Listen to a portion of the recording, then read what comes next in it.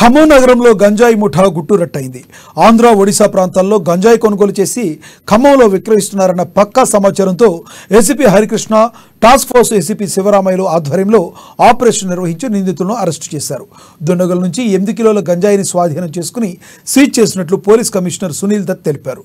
నిందితుల నుంచి 15 మంది గంజాయిని కొనుగోలు చేసినట్లు విచారణలో వెల్లడైందని సిపి తెలియజేశారు. జిల్లాలో గంజాయి క్రయ విక్రయాలపై పోలీసు నిఘా ఎల్లప్పుడూ ఉంటుందని సిపి సునీల్ దత్ స్పష్టం చేశారు.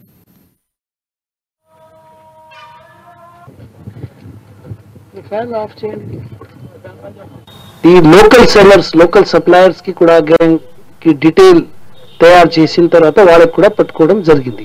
ఇందులో total 8 members have been caught. All these 8 members are supplying ganja in Khammam town. వాళ్ళకి ఇంటరోగేషన్ తో మనకు 15 members కన్స్యూమర్స్ పేరు కూడా వచ్చింది. వాళ్ళకి కూడా మేము ఆల్రెడీ కేసులో తీసుకోవడం జరిగింది.